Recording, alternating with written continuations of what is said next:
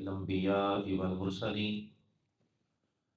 نبينا محمد صلى الله عليه وسلم وعلى آله وأصحابه أجمعين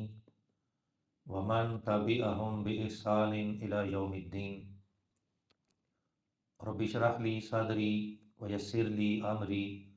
واحلل عقدة من لساني يفقهوا قولي رب زدني علما اللهم انی اسألک علما نافعا ورزقا طیبا وعملا متقبلا اللهم انی اسألک الہدی والتقی والعفاف والغنی اللهم احسن عاقبتنا فی الامور كلها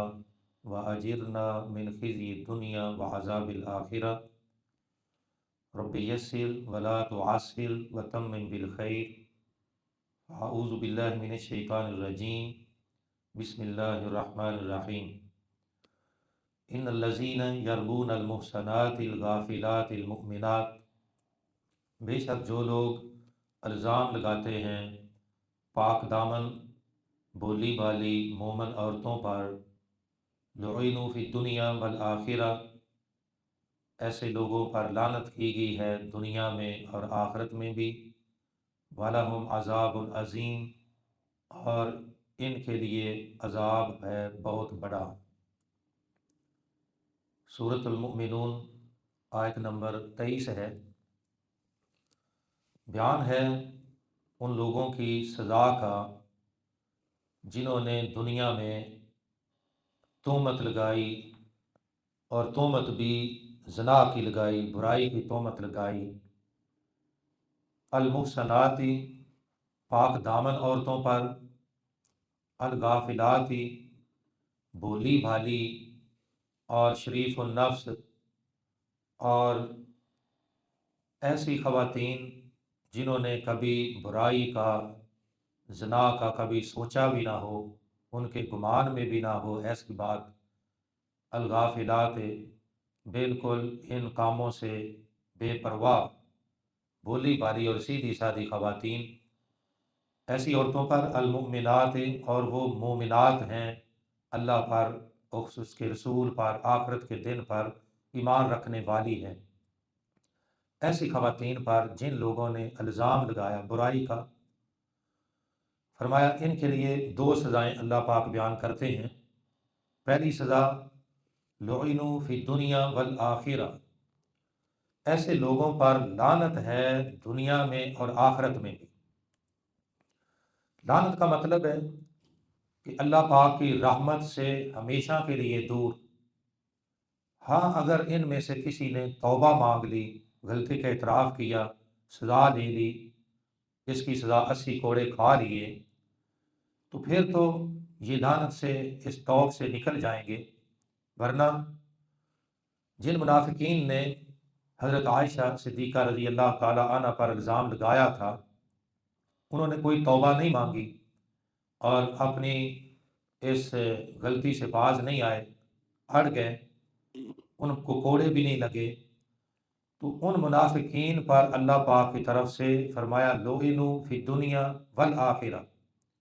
ان پر اللہ کی طرف سے لعنت مسلط کر دی گئی دنیا میں اور آخرت میں، اور اس کے بعد بھی جو بھی ایسا کرے گا۔ تو دنیا میں لعنت کا مطلب یہ تھا کہ دنیا میں لوگوں کی نظروں میں ذلیل و خوار ہوئے اور جھوٹے ثابت ہوئے، پھر آئندہ سے ان کی کسی گواہی کو مانا نہیں گیا، اور ہمیشہ کے لیے لوگوں کی نظروں میں گر گئے، اور لعنت ان پر مسلط ہوگی، ذلت، خواری، پھٹکار، ضلالت، یہ دنیا میں۔ وَلَهُمْ عَذَابٌ عَظِيمٌ، اور فرمایا کہ ابھی آخرت میں ان کے لیے بہت بڑا عذاب باقی ہے، اور وہ بھی بڑا شدید اور بڑا دردناک۔ لوگوں کو اللہ پاک یہ بات سمجھا رہے ہیں کہ یہ کسی پاک دامن عورت پر الزام لگانا یہ کوئی کھیل تماشا نہیں ہے کہ کسی کی عزت کو تار تار کر دیا جائے اور بندہ اس کا چرچا کر کے مزے بھی لے رہے اور سمجھ رہے کہ میں کوئی بہت بڑا کام کر رہا ہوں۔ فرمایا کہ دنیا میں لعنت والا کام ہے، اور آخرت میں انتہائی دردناک اور اذیت ناک کا عذاب کا سبب ہے۔ جہاں اللہ پاک نے عورتوں کی طرف اشارہ اس لیے کیا ہے کہ حضرت عائشہ رضی اللہ تعالیٰ عنہ ایک خاتون تھیں اور پاک دامن بھی تھیں، بھولی بھالی اور ان چیزوں کی سوچ سے بھی مبرہ تھیں، مومنہ بھی تھیں، مگر اس کے ساتھ ساتھ پیغمبر صلی اللہ علیہ وسلم کی بیوی اور زوجہ محترمہ بھی تھیں۔ اس لیے یہ ہمیشہ سے قانون بنایا، مخاطب خواتین کو کیا ہے، لیکن اگر کوئی کسی پاک دامن اور بھولا بھالا شریف النفس انسان جس نے برائی کا سوچا بھی نہ ہو، کسی مرد پر بھی کوئی الزام لگائے گا تو سزا اس کی بھی یہی ہوگی۔ مگر یہاں خواتین کا ذکر اس لیے کیا کہ بات اما عائشہ صدیقہ کی چل رہی ہے، ورنہ الزام لگانے والوں نے نہ مردوں کو معاف کیا نہ عورتوں میں، اور اس میں سب سے زیادہ جو پیش ہیں وہ یہودی ہیں۔ یہودیوں نے ہمیشہ انبیاء کرام کو نشانہ بنایا تہمتوں کا، الزام تراشی کا، اور یہودیوں نے الزام لگایا حضرت زکریا علیہ السلام پر۔ مریم علیہ السلام ان کی کفالت میں تھیں، تو زکریا علیہ السلام پر الزام لگا دیا اور کہا کہ یہ انہوں نے غلط کاری کی ہے مریم علیہ السلام کے ساتھ، اور تب عیسیٰ علیہ السلام کی پیدائش ہوئی ہے۔ زکریا علیہ السلام اللہ کے نبی تھے، حضرت مریم علیہ السلام اللہ کی ولیاں تھی۔ حضرت مریم پر بھی الزام لگایا، زکریا علیہ السلام پر الزام لگایا، اور انہوں نے اس میں کوئی کمی نہیں چھوڑی، اپنی کتابوں میں رد و بدل کیا اور ایسی باتیں لکھ دیں بائبل کے اندر۔ تو یہ بدبختی شروع سے چلی آ رہی ہے، اور نبی پاک کے زمانہ میں منافقوں نے الزام لگایا حضرت عائشہ پر، اور ایسے بدبخت لوگ آج بھی ہیں۔ اللہ پاک نے تمام لوگوں کو وارننگ دی ہے کہ جو لوگ بھی الزام لگائیں گے اور بے گناہ اور پاک دامن خواتین پر یا انبیاء کرام پر یا ان کی بیویوں پر یا عام مومنہ عورتوں پر جنہوں نے کوئی ایسا کام نہ کیا ہو، فرمایا کہ ایسے لوگوں پر لعنت ہے دنیا میں آخرت میں، وَلَهُمْ عذاب عظیم، اور ان کے لیے عذاب بہت بڑا ہے جہنم کے اندر۔